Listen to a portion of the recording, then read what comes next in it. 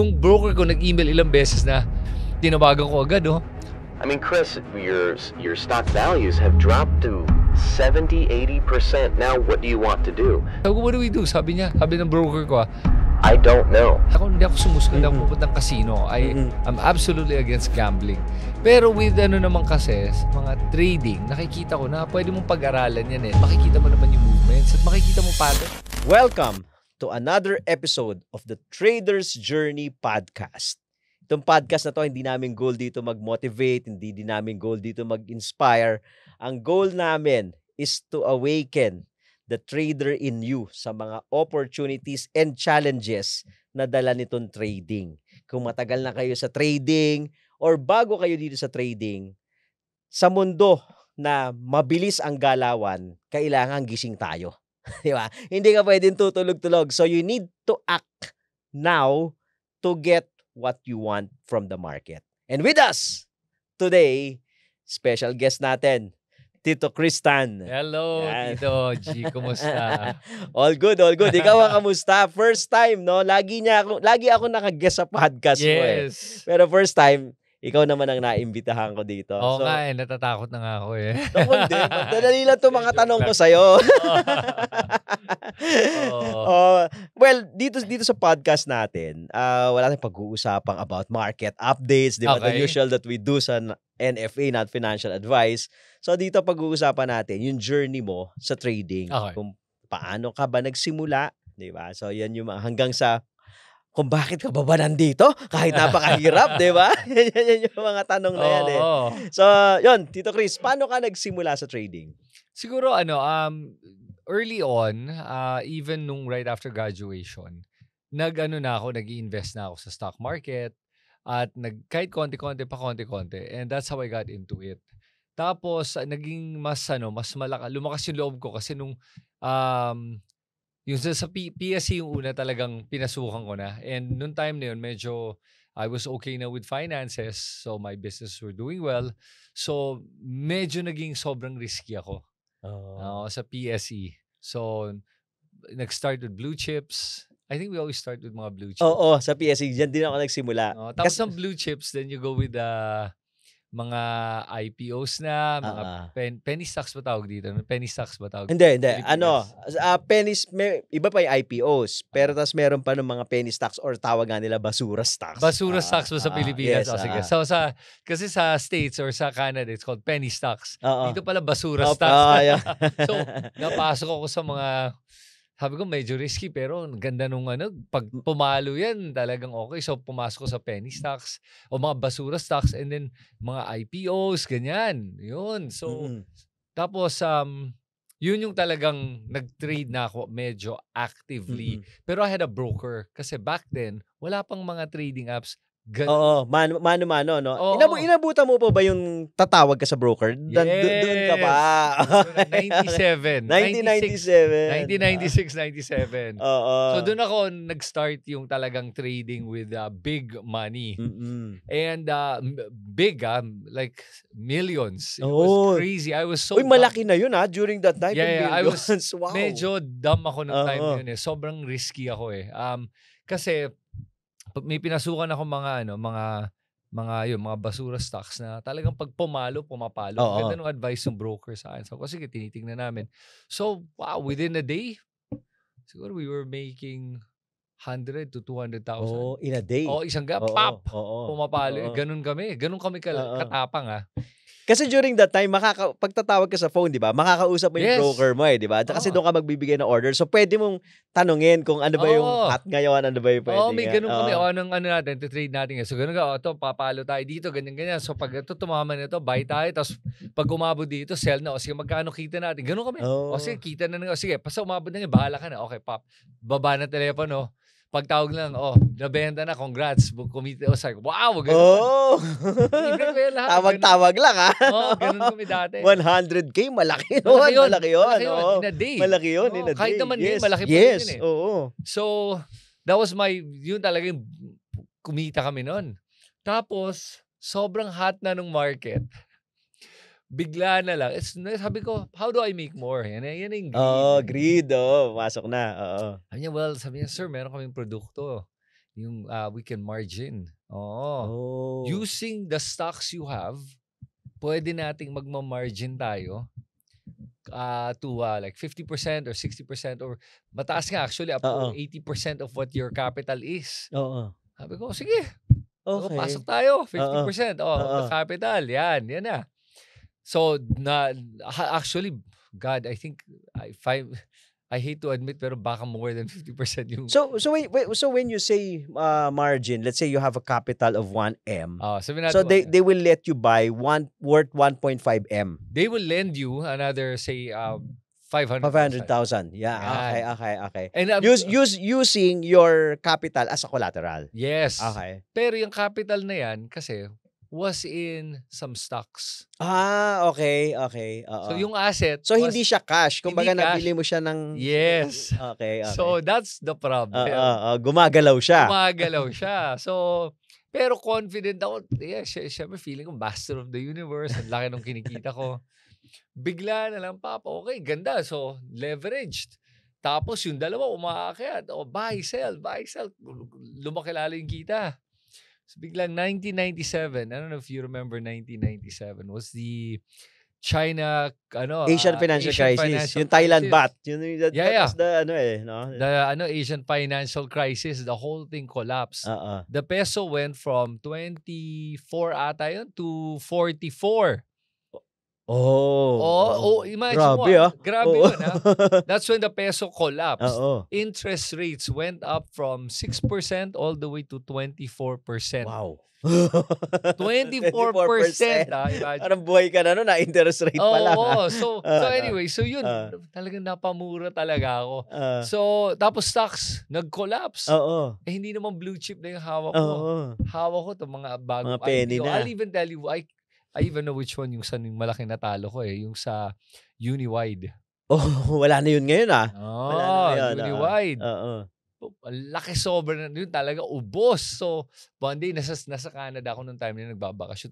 Nag-email pa yun Wala pang mga chat, email yan Yung broker ko nag-email ilang beses na, parang ko ba't daming beses nag-email? Tapos tingin ko, hala, ako nangyari, tinitignan ko yung exchange. Ano nangyari dito? Sabi ko, baka may glitch.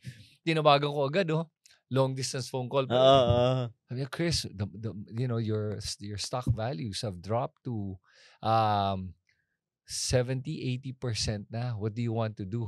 Sabi ko 70. So you're down by 70 to 80%. Ayan na-liquidate na. Kasi naka-margin. Margin ko. So may natira akong konti na lang.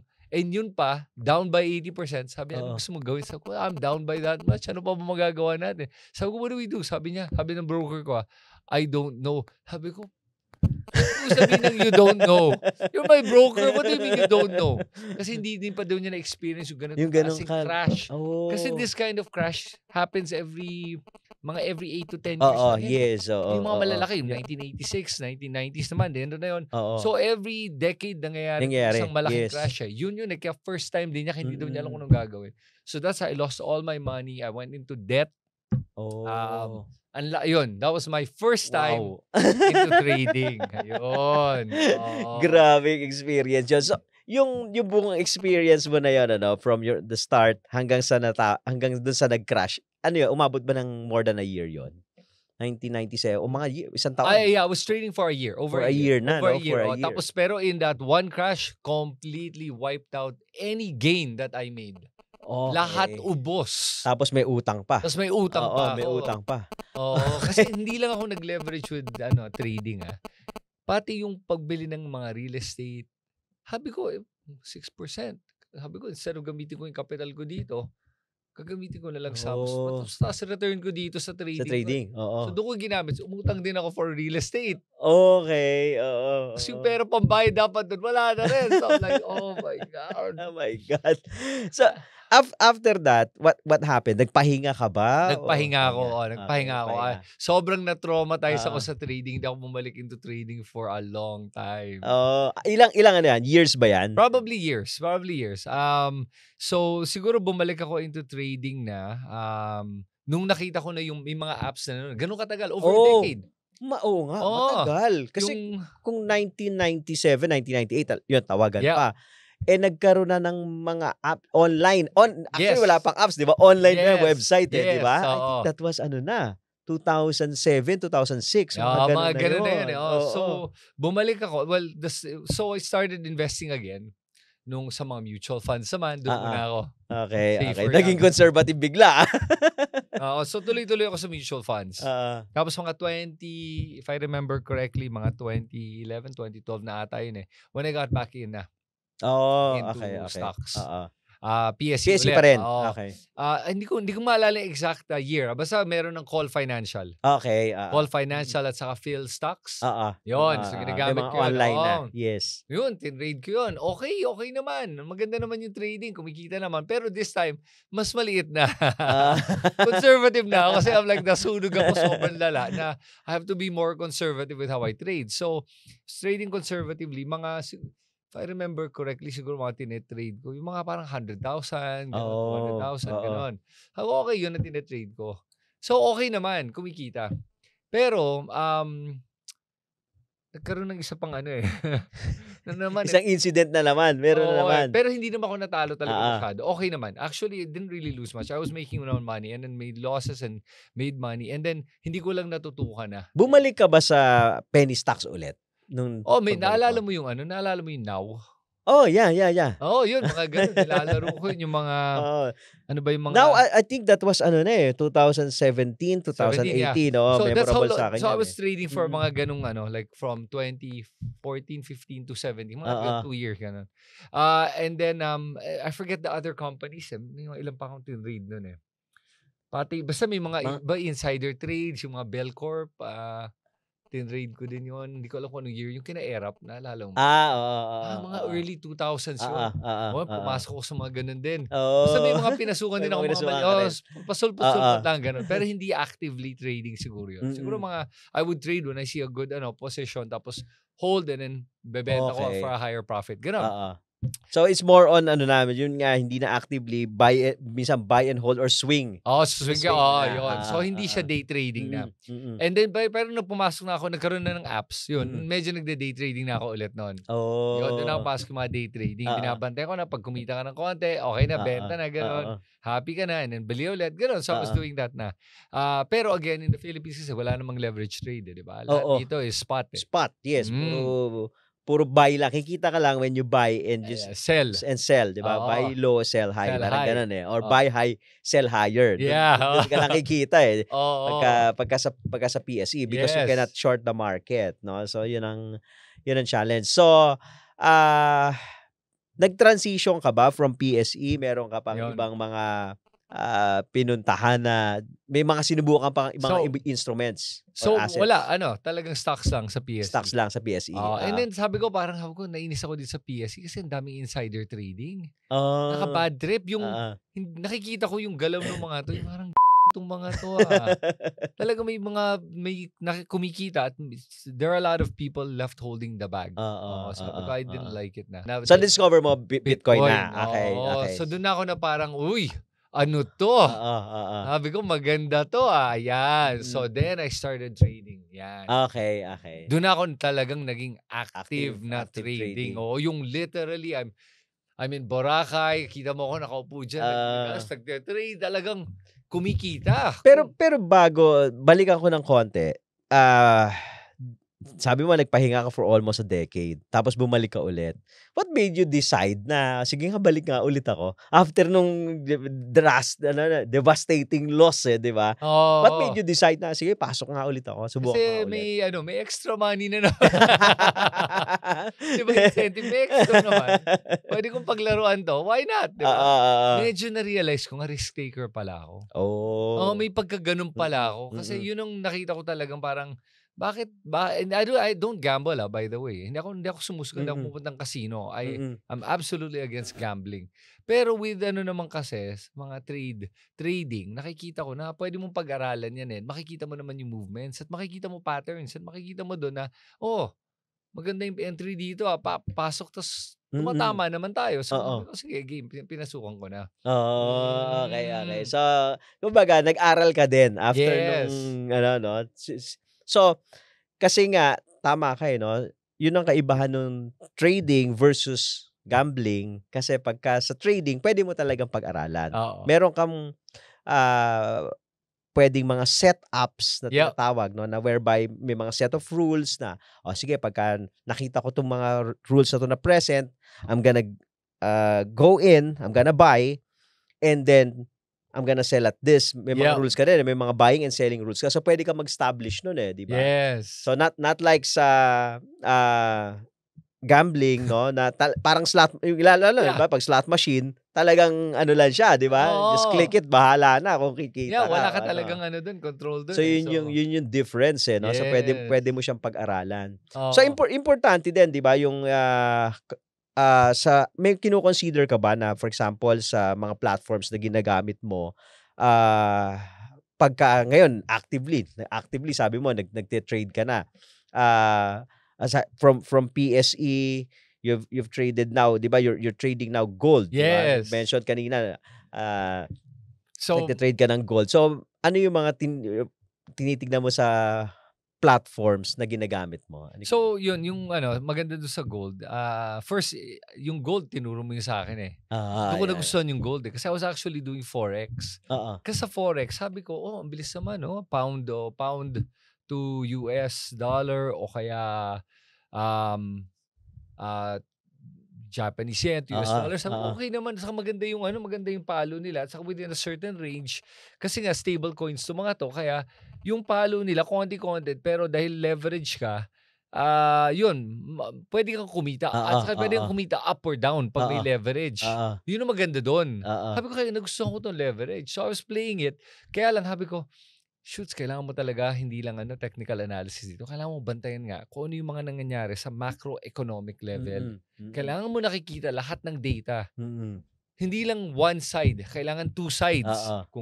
Kung pound, US dollar, kailangan mo nakita ko ano nangyayari sa Europe. Sa UK, for example, yes, versus the US. Yes, Titignan mo yung mga policy dalawa. And nagka-counterbalance yan. Yes. Sabi ko, okay, pero no problem. Kaya naman Nakikita mo naman niya. Hinahanap ko kasi economic calendar. Sa isang site. Yeah. So, nakita ko nga, may economic calendar. Doon sa ginagamit ko. Yung XNES. Doon ko nakita sa maganda to. May economic calendar. So, alam mo na, ito na yung presyo mo. Parating yung dates. So, makikita mapapaghandaan mo, no? Ito, darating. For example, ano ba yung mga FOMC. Ayan alam mo dito. So, kita mo, may reminder ko kasi nakita mo, naka-plot yan sa chart. Yes. Ito may high impact news, tawag nila doon. High impact news. Impact, low impact. Hindi ko na inaano yung low, nasa medium and high. High impact. Doon ako. So, kita mo, may parating na news. Pati oras, eksakto. Kaya doon pa lang, alam mo na, okay, iingatan ko na to, anong gagawin ko. So, you have the information right there on the chart. Yun ang isang hinahanap ko. Kasi, pagka may high impact news, malakas talaga magpagalaw ng market. Yun na napansin mo sa forex. Yes. So, then, ang nagustuhan ko naman sa gold was so predictable. Yun ang nakita ko. And it goes against stocks. Iba yung galaw niya sa stocks. When stocks are risk on, gold is risk off. So, nung nakita ko yun, sabi ko, ang gandang counterbalance to do sa iba kong trades. Kung wala kang trade sa isa, pwede ka dito. At saka pwede kang kumita dito pag dito naman. Sabi ko, maganda to. At saka yung movement nga niya, ang pinakamalakas na balita na nakaka-affect ng gold ay yung US market. So, isa na lang yung, sure you have to be alert on everything, pero yung US market yung talaga magpapagalaw nito So, doon ko nakita na, mas maganda to, isa na lang binabantayan ng market. So, yun. Kaya sabi ko, okay to. So, yun. So, I started trading it. Gold na lang. Gold kasi na pag lang. gold, US dollar kasi yung pinaka-pair na lang di ba? Kaya mas mabilis siyang, mas mabilis. Actually, it's almost a no-brainer nga yung, for example, FOMC, nagbaba ng 25 basis points the other day, di ba? Yes. So alam na natin, so that means magaganda ekonomiya, bumaba interest rate, business is moving. So alam mo na yun, you know all the information of what happens next. So yun ang mga tinitignan ko ngayon. So that's why I like yung ginagamit kong platform, yung XNES, because meron ng economic indicator. May economic calendar siya. Napaka-importante nun yun. Tapos of course, the usual, yung mga charts and everything. Meron ka nun. That's always good. I think most platforms naman have that. Yeah. At saka walang, hindi na sa wala. I think they cover the funding fee. or yung wala. swap fee. Yung swap Yeah, fee. swap fee. Parang ganon. So, Yes. very beneficial talaga. Oo. Kaya na ginagamit ko, kaya tuwan-tuwa ako doon. Oo. So, Importante yun. Maganda yun yung na-mention mo, yung swap fee Kasi, especially if nag-iiwan ka ng trades overnight. Minsan, pagka malaki yung swap fee or may swap fee, minsan doon ka matatalo yes. Minsan doon ka matatalo No? So, at saka sa spreads. Sa yun ang isang tignan mo talaga yung spreads. So maganda lang talaga na may options ka. Either you're gonna mas mataas ng konti yung spread, pero wala kang swap fee. So may alternative. Yes. So pwede kang pumili depending on ano mo account mo. So I was very happy with that. Tapos napansin ko nga na medyo okay naman yung customer support. Yun, isa pa yun, importante. Na pag may kailangan ka, mabilis ma-contact at matulungan ka. But bihira ko pag ginagamit. Okay. Bihira pa. Pero nung nagamit ko once or twice, maganda. Mabilis mag-reply. Yun ang importante. Siyempre kasi pera pinag-uusapan natin Correct. Yun naman ang kagandahan ngayon no? Kasi compared when you started, diba, way back, tawag ka sa broker, minsan busy, di ba? Yes. Kailangan mo mag-place ng order. Pero iba, noong una, telepono, wala suwasag. May kausap pala yung broker mo, di ba? Sa kabilang, tama. Kaya busy, dahil may kausap. Alam mo yon. So, sobrang advanced na ngayon, ng trading, no? So, kaya nga sabi ko kanina sa intro natin, kailangan gising kayo. You have to be awakened, Kasi, sa sobrang bilis ng galaw ng market, di ba? Kailangan mag-decide ka rin ng mabilis, di ba? Kailangan mong mag-act din ng mabilis. Hindi ka pwede, di ba? Kasabihan nga natin, hindi ka pwedeng tutulog-tulog sa pansitan. Totoo. Maiiwan ka, di ba? Naalala ko lang na binanggit mo kailangan mabilis. Naalala ko lang to na isa pa lang reason kung bakit mas gusto ko gold kasi yung forex trades, may trading hours mas maraming. Pareho ba trading hours ng gold sa yes. Pareho. Hindi, tama. Compared to stocks pala. Compared to stocks. Kaya pala nag-move ako din. Yun pala. Kasi nga sa stocks, parang Monday to Friday lang. Yes. Tapos sa gabi. Sa pag US, gabi lang siya. Yes. Ang hirap nun. Pero I don't mind. Pero mas mahaba lang yung trading hours ng gold. Yes. Correct. So, yun ang isa pang nagustuhan ko pala. And babanggitin ko rin, yun na nga nagustuhan ko sa mga ngayon, sa mga trading platforms ngayon. Yun na is mas kontrolado mo lahat ng trades mo. Yun ang talaga, ang convenient. Yes. So yun. Grabe na yung tinalon talaga ng technology, no? Oo. Diba kasi kung iisipin mo from dati, tawag, tapos naging websites, diba? Yes. So you have to log in, put in your username and password. The problem before, which is sa mga websites, natatandaan mo yon, di ba? Ang liit ng pag nasa phone ka, syempre, naka-browser ka, ang liit nun. Kahit nga sa browser, maliit na nga maliit, di ba? So, kumbaga, lalo kung nasa phone mo, since it is not an app, isuzoom mo ba talaga? Hindi, tapos isa pa pala nagustuhan ko sa Xnest, gusto kong bagitin. Nagtatanggap sila ng USDT. As deposit. So, pwede kang transfer ng USDT and USDC pa. Yes. Yun na nagustuhan ko. Ang bilis magpadala at in and out ng pera doon. So, kumita na ako. Ang bilis in and out. Ang bilis sobra. Kasi sa ibang mga forex platforms, walang USDT deposit or withdrawal. Dito meron. So, perfect. So, mas mabilis magpasok at maglabas ng pera. Yun pala yung pinaka nagustuhan ko doon. Yun ang maganda. So yun. Madaming options. So ngayon, yun na. Trading ko ngayon, I'm not as risky anymore as before. Although I use leverage. Pero sa leverage, yun, mataas ako mag-leverage. Pag sa gold, mataas ako mag-leverage. But I don't advise people to do it. Kaya nga, bilib ako sa'yo. Kasi ako, even though I trade, I don't like giving advice on trading. Kasi nasubukan ko na yan dati and nakaka-guilt. I feel like a little bit of guilt pag may nasunog na sa trade nila. Kaya I'd be like, bahala ka what you do. What are you doing? Don't follow what I do. Kasi ako kaya kong matalo ng ganito. Kung matalo, kaya mo ba yan? Kasi kung hindi, ako, ito lang. So I give your advice. Na parang, 1%. 1% size. Yun ang position size mo. 1% lang ha. Leverage mo. 2x, 5x, 10, 20x, sa ganda. Ganon. Yun, ganun lang. Pero ako, my God, paminsan I go high on the on the Iba-iba level. kasi, yun nga eh. Sinasabi ko lagi, magkakaiba kasi tayo ng risk tolerance level eh. Iba-iba yung risk profile natin. Kanina nga mention mo, na-realize mo, risk taker ka pala, di ba? Oo. You're not a gambler, you don't like gambling, but you are a risk taker eh. So Yes. mataas yung risk tolerance mo. So pag magkaiba tayo ng risk tolerance level, hindi ko pwedeng kopyahin yung trade mo. Halimbawa, mas Yes. mababa yung sa akin. Kasi pag nasunog ako, halimbawa, nasunog tayo parehas, baka ako, nagmumukmuk na, ikaw, okay lang, next Oo. time. Diba? So, yun, kaya, yung every trade is really personal eh, di ba? Yes. It's personal na dapat yung trade mo is something na, una, naintindihan mo, at pangalawa, bagay dun sa risk profile mo, Yes. di ba? So, kasi wala namang perfect sa trading. Makaka-encounter ka ng losses. But, sabi ko nga, ako everyday meron akong prayer na nire-recite before I start my trading day. Isa dun sa mga, one of the prayer na, part ng prayer is, teach me to accept losses with grace and gains with gratitude. So, every time na tinatamaan yung cut loss ko, babalikan ko yung prayer ko na yon. Okay, tinatanggap ko ba tong loss ko na to with grace or naiinis ako? Di ba? Kasi parang checkpoint sa akin eh. Nagdasal ako eh. Di ba? Yes. Di ba? Nanghingi ako ng guidance. Pero, pag naiinis ako, nagiging emotional ka, di ba? Siyempre, sino ba na gusto na tatalo? Di ba? But, every time na binabalikan ko yon, tinamaan yung cut loss ko, teka muna, graceful ba ako sa pagkatalo na to?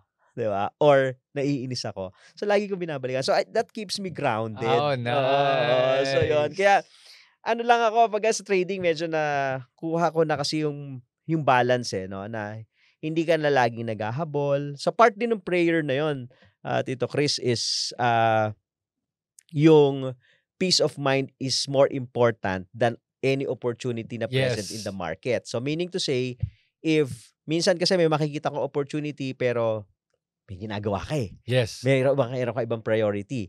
So, minsan, hindi, kahit na meron ka nakikita setup, pero makikita mo na, teka muna, hindi yan yung priority ko ngayon, mas importante sa akin to. So, you have to let go and pass that setup. Alam mo yon na, next, bukas na lang ako magte-trade. Nasanay ka na ng ganun eh, no? Because of that, no? Na kailangan mo i-honor yung everyday na pinapagdasal ko, na ito yung pinagdadasal ko everyday. So, I always go back to that. Nice. Sabi dun sa prayer, no opportunity is worth losing my peace. Yes. Lalo na sa gabi, di ba? Minsan, ganun eh. Inaantok ka na, di ba? Tapos bigla, parang pwede pa to. Pagpasok mo, ipit, lalo kang di nakatulog. Alam mo, babagitin ko na sabi mo nga yun, na naalala ko yung mga gabi nga na may naka-open akong position. Wow. I mean, ngayon wala na, hindi ko na ginagawa yun. But rarely. Yeah, Although I've done it, may isang beses ginawa ko na nakita ko yung pattern niya, pataas yan. Pero syempre hindi mo pa rin sigurado. Sigurado, Never yes. 100%. Pero sabi ko, tinignan ko to. Ako talagang pataas to eh. Tinitignan ko eh. No matter what. So I was prepared na kahit na bumaba siya, sabi ko hindi eh. On the longer time frame, tataas to eh. One of the few times na iniwan ko. And nung bumaba, I was down by significant amount na yung bagsak ko nun. Pero sabi ko, may pagka all-in na ako nun eh. Sabi ko, kung matalo ko lahat to, dahil na tinamaan yung stop loss mo. Stop loss ko. Okay na ako. Pero mababa yun na. Malalim yun. Sabi ko, sige na. Sabi ko, okay. Pero I was so sure na hindi tatama kasi I was so sure tama yung read ko. Tama yung chart, tama lahat. Sabi ko, sigurado ako dito. Hinayaan ko. Pagbaba, biglang boom, the next morning, pagising ko, wow! Tumama. Umakyat nga. Hindi tinamaan yung stop loss mo. Oo, hindi tinamaan. Plus, may naka-TP ako. So, tumama yung TP on that exact price. Wow. I was like, wow. Yung nice. May mga ganon, May mga ganon trade talaga. So, okay, validated. Pero, yun nga, it goes again dun sa kung ano yung risk profile mo. So, yes, exactly. That goes to show na, kasi inaccept mo na, sige, pagka tinamaan yung SL niya, kahit malalim, malaking amount, I'm fine with it. Yes. Diba? Yep. So, yung acceptance, napaka-importante para pag inaanto ka na, gabi, makakatulog ka eh. Diba? Sige, I'm willing to lose this amount. Yun na importante eh. Diba? When you open a trade, I'm willing to lose this amount. Okay, sige. Pasok ako, tulog na ako. Pag tama yung basa ko, I'm gonna gain naman this amount. Yes. Diba? That's part of trading talaga eh. So, nakakatuwa yun, from nung nagsisimula ka na sobrang medyo high risk na batang trader. Yes, diba? batang trader. Tapos ngayon, alam mo na na yun, accepted mo na whether you'll be losing big or you're losing small, accepted mo na. Paano ka nag-transition to being a mature trader? So that doesn't happen overnight. Yeah. Okay, and that happens after several bad wipeouts or liquidations. So hindi yung nangyari sa akin noong 97 was not the last time I got liquidated. So I got liquidated again. Mga one time, I forget, in 2022 ba yun? 2023. Oh. Yun. Yan. 2023. Tama, I think 2023 yun. Na-liquidated ako doon. Oh. Yun yung yung dami kong open position. Medyo stupid lang ako noon eh. Yun matapang ako kasi pag maganda yung kita mo, kumikita ka, parang feeling mo nga invincible ka. And may invincible sabi ko, okay yan, I have enough margin. Hindi, kahit na bumagsak to, hindi aabot sa margin ko. Sabi ko, ang laki ng buffer. Ang laki. Imposible yan. Tapos one morning, sa gitna ng gabi, siguro nagising ako ng mga 3 or 4 para pumunta sa banyo. Ako tignan ko yung trade ko, kumusta na. Sira ba yung telepono ko? Bakit zero? Bakit zero? Zero talaga. Walang laman. Sabi ko, napabura na naman ako. Sabi ko, nagulat ako yung bumagsak. I've never seen. Yung akala mong hindi tatamaan, tinamaan ng lahat. And yun yung mga mistakes. So I had so many positions open. Tinamaan lahat, ubos. After that, pahinga na naman ako muna from leverage trade. Nagpahinga ako from leverage trade. So I went to spot. Okay, pahinga ko muna. Kailangan ko talaga kalma sarili ko kasi talaga nag-zero eh. Okay, kalma, okay. Then, recently bumalik na nga ako. So that was 2023, 2024. Bumalik na ako sa leverage trades again. Ngayon dito na ako ngayon. Nagsa-stop loss ng tama. Tapos take profit ng tama. Yung hindi masyadong greedy. Yung pagkumita na, okay na. And kahit na tumaas pa, I made money, I'm good. And then pagkatapos na mag-trade for the day, 3 trades, done. Hindi na sisilip. Wala na, at saka wala na akong, hindi na ako yung open trade for ilang days, wala na akong ganun. Basta kumita, okay. Kung wala akong time tignan, hindi ako magte-trade. Okay. Ayun. So doon ko na nakuha yung yung disiplinang yun. As you I guess what happened to you, ito yung tinatawag namin na rock bottom no. What happened to you during that night nung pagising mo, parang wala yung position ko, teka muna, sira ba tong platform? That was your rock bottom. Sometimes kasi yung mga traders na paulit-ulit na nagkakamali, paulit-ulit na parang tingin nila yung trading journey nila hindi umaandar, di ba? Kikita ng malaki, matatalo ng malaki, kikita ulit, matatalo ulit. So parang cycle lang parang nasa rat race na pabalik-balik lang. Probably yung mga traders na to, hindi pa nila nahihit yung rock bottom. Kasi once you hit that rock bottom, you will realize na, teka muna, I need to act. I need to change something. Yes. Diba? Either my strategy or my behavior, but definitely I need to change. I don't want to do this again. I need to get out of this rat race. Yes. So, pag na-hit mo yung rock bottom na yon, mga titos and titas, mga traders na nakikinig na ngayon, you have to be aware na ito yung rock bottom ko. You have to declare that. Ito yung rock bottom ko. Ayoko nang ulitin-ulit ito. Diba? Kasi once na dineclare mo na yon, that's the time na makakapag-act ka na ng tama. Without that rock bottom, you will realize it's like you're going nowhere Diba? So ako, sa journey ko, rock bottom talaga. Rock bottom. Teka muna, I need to develop a system. Kaya importante sa akin yung sistema. Yes. I need to manage my risk very well. So yun ang ko because I hit rock bottom in trading. So kaya ang advice ko sa mga nakikinig ngayon, mga titos and titas, so dapat aware kayo kasi every trader will be hitting that rock bottom. Yes. It's just that majority of the traders don't recognize na, teka muna, rock bottom na to. Oo, Di oo. ba? And it's not an amount. Yeah, it's not an It's not amount. the amount It's not eh. an amount. Kasi I lost more money in 97 than I did a few years ago. Yung a few years ago, wasn't naman my total portfolio. It was one of my trading accounts. So, kahit natalo ko yun, yung rock bottom para sa akin was the fact na natalo, na naubos yun, yung account na yun. I was like, parang sabi ko, ganun, like I can trade well. I make good money trading. Talagang consistent Tuloy-tuloy, ilang months, walang talo. I mean, when I say walang talo, Walang big losses. No, ibig sabihin, yung every month, you're positive Positive. ka. Okay. Profitable ka. Mm-mm. Yung ganun yung trades. Ang ganda nung trade. Mm-mm. Several years, ganun yan. No problem. Kaya, habi ko, pero yun ang problema ko. Pag tuloy-tuloy yung panalo, parang pinapaalala ka ng universe na, uy, hindi ka Diyos. Hindi ka trading God. Kaya bibigyan kita ng isa na akala mo hindi kita yung habulin, habulin kita. Doon ako na rock bottom dahil sabi ko, imposibleng tatama to. Imposible. Like talagang ganun yung ka-confident. Tapos tumama, and doon ako na talagang, there's no such thing as impossible. kaya kailangan yan, stop loss. Wag na sa gabi. Pag meron kang open position, yun pa, not many open positions. Kaya nga ngayon, trade ko lang ko. For example, leverage, gold. That's it. One, master mo yung isa. Master one trading pair, no? Yeah. Diba? Parang yung sinabi ni Bruce Lee, diba? I fear not the man who has practiced 1,000 kicks once.